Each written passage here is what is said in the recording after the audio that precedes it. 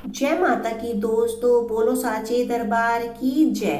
तो दोस्तों, जो हमारी माताएं बहनें प्रतिदिन नौकरी करती हैं और हमारे बच्चे बाहर हॉस्टल में पढ़ते हैं, कॉलेजों में पढ़ते हैं और नवरात्रे शुरू हो जाते हैं और उनका मन करता है कि हम भी नवरात्रों की पूजा करें। पर कई बार सभी नौकरी चाकरी वाले आदमी यही सोच के रह जाते हैं कि हमें तो नियम का पता नहीं है, हम कैसे पूजा पाठ करेंगे। तो ये मैंने सभी उन्हीं दोस्तों के लिए, अपनी माता और बहनों के लिए ये मैंने वीडियो बनाया है कि जो नौकरी चाकरी करती हैं वे माता रानी की सेवा, माता रानी की पूजा कैसे करें। तो दोस्तों, मैं ये पूजा बहुत ही सादे तरीके से आपको बता रही हूँ। आज सुबह उठिए, स्नान करिए, आपका मन हो तो आप माता का दरबार लगाइए, अन्यथा आप एक चौकी लगा लीजिए। और सबसे पहले जैसे मैंने चावल से स्वास्तिक बनाया है माता रानी को आसन देने के लिए, इस तरह से आप आटे या चावल से आप माता रानी को आसन दे दीजिए और छोटा सा माँ का प्यारा सा दरबार लगाइए। एक पटरे पर आप लाल रंग का कपड़ा बिछा लीजिए और उस पर भी स्वास्तिक बनाकर माता को आसन दीजिए। ये पूजा बड़ी ही सिंपल है और आप लोग इसे आसानी से कर सकते हैं। यहाँ पे हमने माँ की 9 दुर्गे की पूजा की जो वो है फोटो हमने ले ली है। और आप भी माता की कोई भी आपके पास शेरा वाली माँ की तस्वीर हो, आप वो ले लीजिए। कई बार आप ये सोचते हैं भाई हम तो बाहर चले जाते हैं, हम कलश स्थापना कैसे करेंगे। इसमें कोई भी दिक्कत नहीं है। अगर आपके पास कलश है तो आप कलश स्थापना कीजिए, नहीं तो आप एक गिलास में माता का यहाँ पर शुद्ध गंगा जल मिलाकर भी आप रख सकते हैं और उसमें आम पत्ते रख लीजिए और नारियल आप माता के चरणों में चढ़ा दीजिए। अगर आपके पास कोई कलश है, जैसे मैं आपको दिखा रही हूँ, स्टील का हो, मिट्टी का हो या तांबे का हो, तो आप उस पर रोली से स्वास्तिक बना लीजिए और इसे आप अपनी नवरात्रों की पूजा में कलश स्थापना के रूप में आप इसे स्थापना कर सकते हैं। तो आपको ज़्यादा कुछ भी करने की ज़रूरत नहीं है, ये आप अपने समय के अनुसार सुबह सुबह कर सकते हैं। और ये कलश हमने तैयार कर दिया है।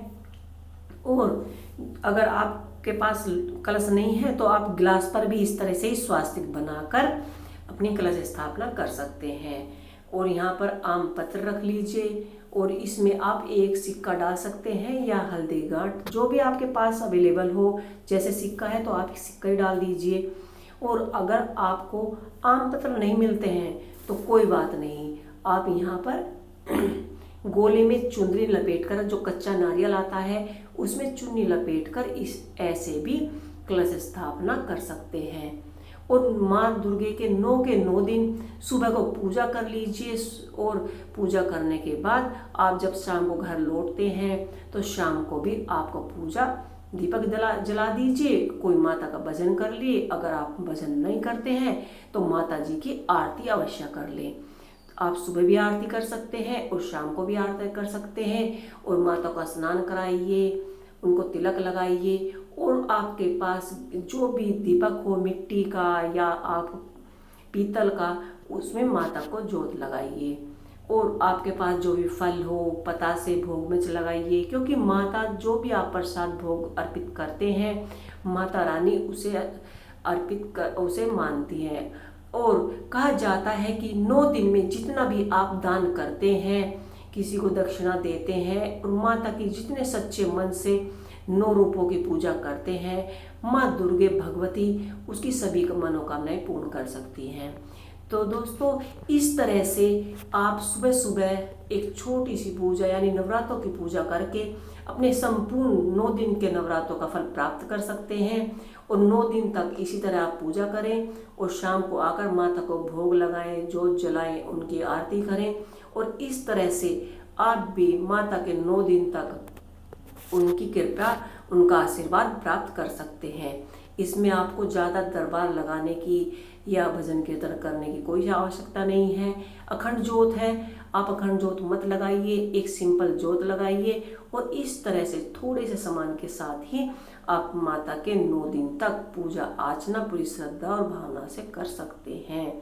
अगर आपके पास कोई नवरात्रों की बुक है, माता के नवरात्रों की व्रत की, तो अगर आपके पास इतना समय है कि हाँ हम पढ़ पाएंगे तो आप अवश्य पढ़ें। आपको मेरी ये पूजा कैसी लगी, इस वीडियो में आप